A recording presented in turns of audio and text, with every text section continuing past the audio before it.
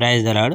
ప్రభువైన యేసుక్రీస్తు వారు ఈరోజు మనకు అందిస్తున్నటువంటి వాగ్దానం సామెతల గ్రంథం 6వ అధ్యాయం 23వ వచనం. ఈ 6 విషయాలను యెహోవా అసహ్యించుకుంటాడు కాదు, 7ను ఆయన అసహ్యించుకుంటాడు.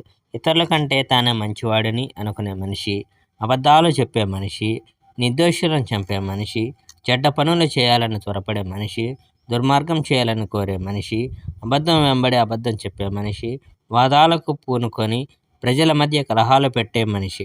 నా కుమారుడా, నీ తండ్రి ఆజ్ఞలు జ్ఞాపకం ఉంచుకో, మరియు నీ తల్లి ఉపదేశాలు మరవకు.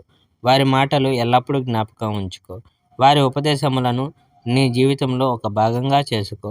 నీవు ఎక్కడికి వెళ్ళినా వారి ఉపదేశములు నీకు దారి చూపిస్తాయి. నీవు నిద్రపోయినప్పుడు అవి నిన్ను కనిపెట్టుకొని ఉంటాయి, మరియు నీవు మేల్కొన్నప్పుడు అవి నీతో మాట్లాడి నిన్ను నడిపిస్తాయి. నీ తల్లిదండ్రుల ఆజ్ఞలు, ఉపదేశములు నీకు సరైన దారి చూపించే వెలుగుగా ఉంటాయి. నీవు జీవమార్గాన్ని వెంబడించేందుకు నిన్ను అవి సరిదిద్ది నీకు శిక్షణనిస్తాయి. నీవు చెడు స్త్రీ దగ్గరికి వెళ్లకుండా వారి ఉపదేశము నిన్ను వారిస్తుంది.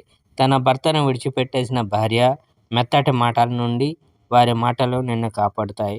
ఆ స్త్రీ అందమైనది కావచ్చు, కానీ ఆ అందం నీలో నిన్ను మండింపజేసి శోధింపనీయకు. ఆమె కండ్లకు నిన్ను బంధింపనీయకు. ఒక వేశ్య ఖర్చు ఒక రొట్టె ముక్క కావచ్చు, కానీ మరో పురుషుని భార్య నీ జీవితమంతా ఖర్చు చేయవచ్చు. Praise the Lord. May God bless our India.